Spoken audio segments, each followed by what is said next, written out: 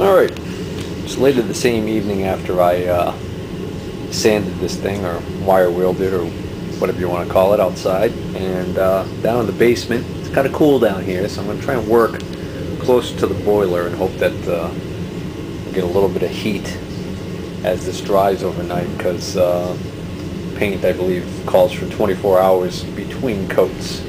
And I want to put at least 2 coats on this. In preparation for painting, I put my paint on top of the boiler over here to hopefully keep it warm enough so it's not thick as paste. I'm going with Rust-Oleum Protective Enamel. The reason why I'm going with this is because this is an oil-based enamel that has, it says right here, superior durability and premium quality. But the main thing is I want to be able to put it on thicker than just spraying it on, and also with it not being a spray-on product, it should have less fumes to deal with, and with it being so cold outside, I can't have any ventilation in here, and I really don't want to have to deal with all of the fumes going up into the house and having the wife complain about that. So I had this big cardboard box kicking around down here that I hadn't gotten around to throwing out. And what I did was I laid out my plastic as a drop cloth. I don't really have to be as elaborate with the plastic because I don't have to worry about overspray. But anyways, what the box is going to do for me is it's going to be at the perfect height to help me work. Yeah, I just flipped it end over end, and anyways, so it's a nice height to work at, and I'll be able to do all the edges. So I just did a test with my hand, and I've still got some dust on there that I need to wash off. Well, I can't get over how badly scarred up this metal is from corrosion. I mean, it's really in bad shape in some spots. So I don't expect this paint job to come out too well, but mainly I just want to try and arrest corrosion from happening. I think this guy might have been, this previous owner of this, he may have been using a water-based solvent in there or something. Well, it just seems like an awful lot of corrosion. You know, ideally this should be powder coated, but I'm not going to pay for the expense of having this powder coated, or even an epoxy based paint would be nice. This kind of looks like probably the way the metal originally looked, you know, underneath there, and then all in here this is just really porous. So in case you're wondering why I didn't get red, all they had, this type of paint, the only 2 colors they had, well, 4 colors technically, they had white and black, but then they had gloss white or flat black. And I thought, well, I could do black, but then I thought, well, that was going to be kind of really dark down inside that cabinet there, and it would be harder to see small parts and stuff. I just thought I'd have better visibility with the white, knowing full well the white is going to get dirty real fast and show the dirt up and not going to look pretty. But I think it'll be more, from a practical standpoint, I prefer the idea of the white. And then just because it's oil-based, and I hate cleaning brushes and cleanup for oil-based paints, I got just a cheap disposable foam applicator, so that when I'm done I can just toss it. So anyways, the only thing more boring than watching me paint is probably to watch the paint dry, so we'll pick this up when I'm done. Well, got the Holly Singing bus stop here, and I've got the first coat on, and be it ever so horrid, that's what it's going to look like. Hopefully the second coat will fill in some more of that, but now you can really start to see how porous and damaged the actual steel is. So there's not much I can do about that. If I wanted a really good finish, again, I would have had to probably have used a body filler type of product and filled in all those pores with the body filler, sanded it smooth, and then painted over that. And that would have meant, you know, priming and then painting, and that was going to be a lot more involved than what I want to do for a $50 Craigslist parts washer. And there's definitely a nice lip in here. I could totally see a stainless steel shelf right in here. Have to keep my eye out for a scrap piece of stainless. Well, I came down a few hours ago and I put on a second coat, on this. It's still tacky, but I really laid it on thick, and I filled in a lot of those porous areas, but you can still see, you know, it's really kind of a train wreck. But I'll hit it with one more coat, and then we'll call that done. Okay, it's another night, and it's time for another coat. This is dry, and we'll put one more coat on, and that'll be it. Alright, there's the third coat. Actually, I think I might put a fourth coat on, only because that's about how much I have left in the can. Might as well use it. Alright, tonight we'll put on the final coat. Actually, it's starting to look a lot better. You know, you can still see the unevenness, but at least now I don't see, it's pretty uniform color.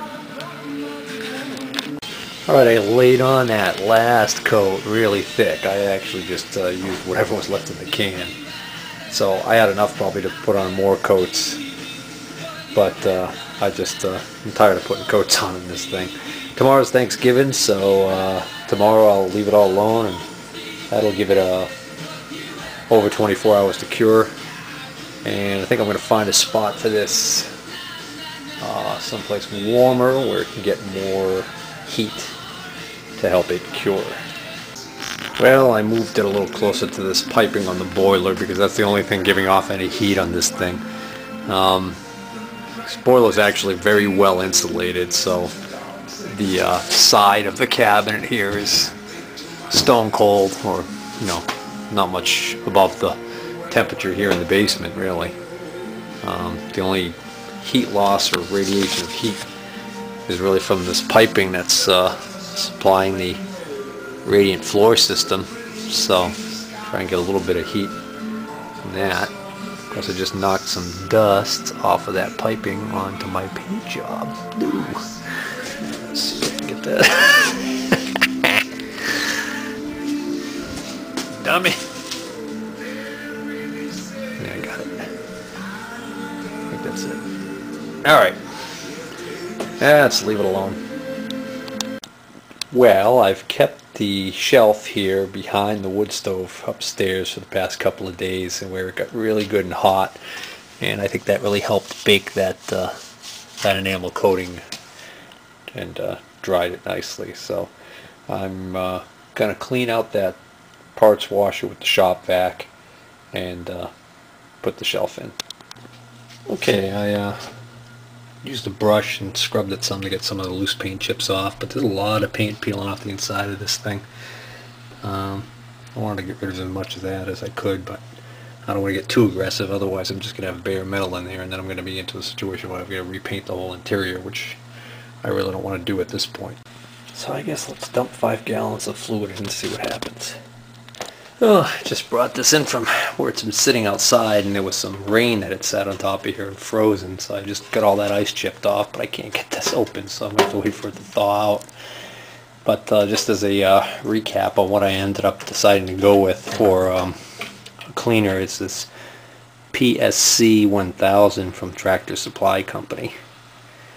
It's especially blended for parts cleaning systems. High flash point above 141 degrees. I don't know if it says much else about the stuff other than, I'm sure the active ingredients are on here somewhere. It says contains petroleum distillates. So that means that this is a petroleum based solvent. Sort of, I guess you could put it in the same class as like a diesel fuel. Or kerosene for that matter. Thawed out enough for me to pull the spout out. Let me get something to wipe up that water off the top of it. We'll pour this 5 gallons into the parts washer. Well, that's disheartening. I just dumped the whole 5 gallons in, and it only brought the level up 1 inch. Which means I'm going to need, it looks to me like I'm going to need 20 gallons total to get high enough up so that I'm above this intake. That's not what I was hoping to see. As far as the chemical itself goes, well, I was surprised to see it's completely clear. The smell is not horrible, but I certainly won't want to sit here and smell it for long periods of time. So I think maybe I need to block out these holes and this hole here so that I don't have fumes coming out of there the whole time. I'm only going to pour in 5 gallons right now because I want to make sure this thing doesn't have any signs of any leaks before I go through filling it up with all that fluid. Well, I came down here the other night and I checked for leaks, didn't have any leaks, so I put in the other 10 gallons of parts cleaner, so I've got 15 gallons in there.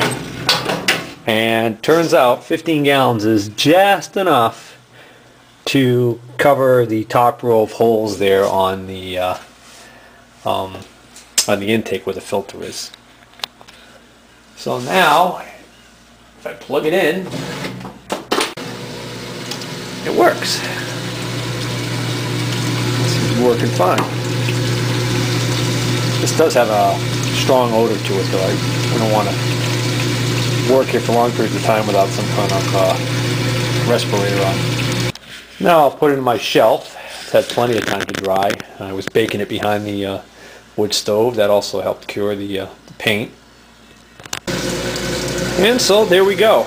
Now, for the time being, I'm going to call this project completed, but I'm not going to say that I won't revisit this because, again, I'm going to have to deal with the holes here on the cover, and I'll probably just tape those up for now. But I still might want to put a switch in there and a light in here. And also this hole here, there's no switch there. I might end up getting a rocker switch that fits in there. But I think for the time being now I can go back to some of the other projects that I've been waiting for a parts washer for, like that Atlas lathe that I've got pieces over there on the floor that are all grimy.